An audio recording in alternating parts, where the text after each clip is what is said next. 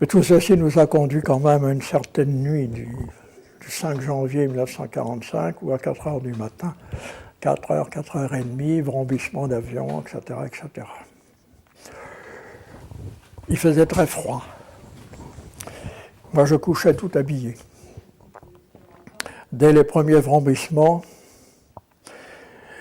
il m'a semblé qu'il y avait quelque chose d'inquiétant. Alors mes collaborateurs me disaient, mais non, M. Chardonnay, ou alors c'est peut-être l'avant-garde de la libération. Parce que, alors moi, je n'étais pas dans la résistance directement comme eux, enfin eux étaient, donc on savait des choses.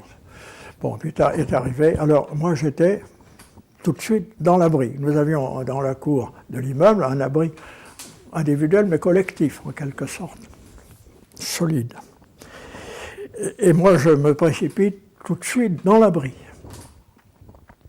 Mes deux collaborateurs disent, oh ben nous on va retourner s'habiller dans la maison à côté à 20 mètres. À ce moment-là, les bombes sont tombées. Alors ils sont restés sous la maison, étaient tués tous les deux. Un sur le coup, l'autre est mort quelques semaines après du tétanos, car évidemment, il n'y avait aucun moyen de lutter contre le tétanos ou quoi que ce soit. La première vague, deuxième vague, à ce moment-là, nous nous réfugions dans l'abri collectif, cette fois qui se trouvait au pied du monument aux morts. La deuxième vague, l'abri à moitié éboulé. Je me souviens que dans le premier abri où il s'agissait de soutènement en bois, il y avait des poteaux énormes et les déflagrations faisaient osciller ces poteaux comme dans un dessin animé. C'était absolument étonnant. Alors, la deuxième vague, on sort de l'abri du monument mort en rampant, parce que c'était à moitié écroulé. Voilà, alors ensuite, champ de ruines, bien sûr. Puis la neige qui se met à tomber. Alors on pourrait ajouter, recouvrant de sang blanc, linceul, enfin on pourrait en rajouter.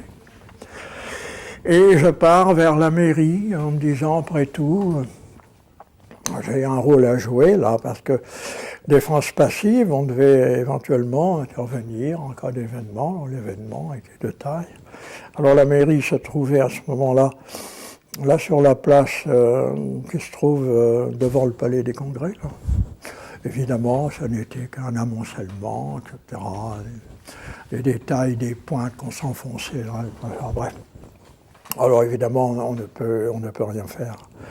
On ne peut rien faire. Quelques-uns de mes collaborateurs se regroupent quand même et on essaie de partir un peu à la recherche de ce qu'on pourrait faire, éventuellement aider. Il y avait des mobilisations individuelles de gens qui cherchaient déjà sous les décombres.